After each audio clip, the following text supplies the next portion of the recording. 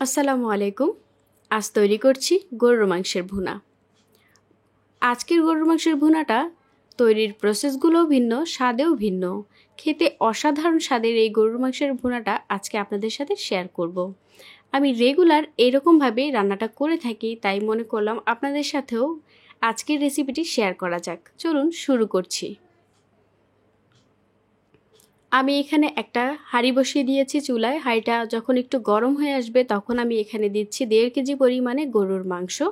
গরুর মাংসটা আমি নিয়েছি হাড় চর্বি সহ, আবার কোরবানির যে গরুর মাংসটা থাকে সেখানে কিন্তু কলিজা সহ থাকে, আমি সেটা সহই নিয়েছি। দিয়ে দিচ্ছি সামান্য পরিমাণে তেল, প্রায় 1/4 কাপ পরিমাণে।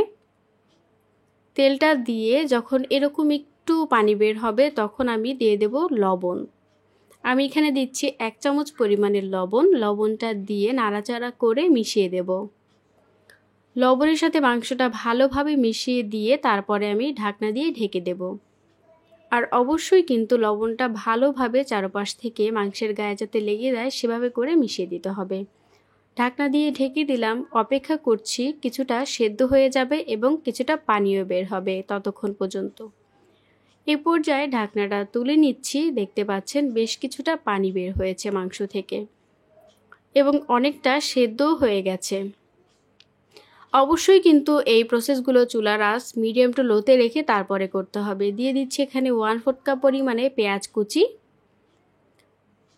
3-4টি এলাচ, 3টি তেজপাতা মাঝখানে চিড়ে দিয়েছি ফ্লেভারটা বের হওয়ার জন্য।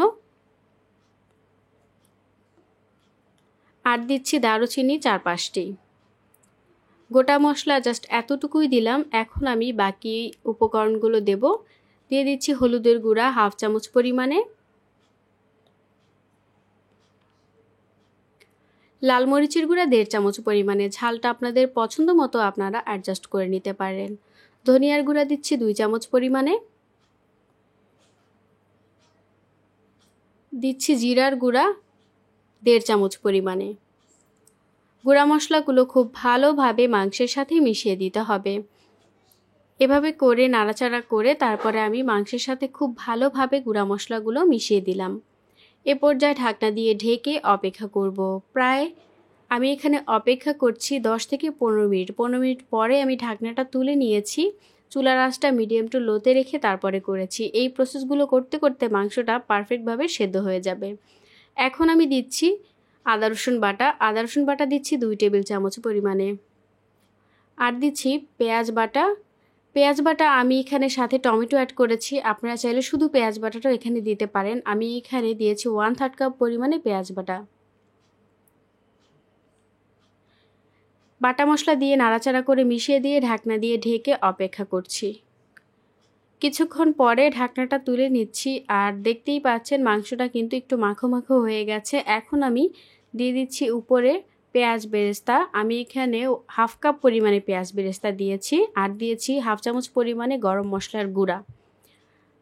এরকম একটা প্রসেসের সময় কিন্তু দিতে হবে। আর আজকের রেসিপিটি আমি একেবারেই পানি ছাড়া রান্না করব। আর এভাবে করে আপনারা যদি রান্না করেন তাহলে পানির কোনো প্রয়োজন হবে না, পারফেক্টভাবে মাংসটাও সেদ্ধ হয়ে যাবে। ঢাকনা দিয়ে ঢেকে কিছুক্ষণ অপেক্ষা করে ঢাকনাটা তুলে নিচ্ছি। আর দেখতেই পাচ্ছেন মাংসটা থেকে যতটুকু পানি বের হয়েছিল সেটাও রয়ে গেছে এবং খুব ভালোভাবে মশলাটা কষানো হয়েছে, সেদ্ধও হয়েছে।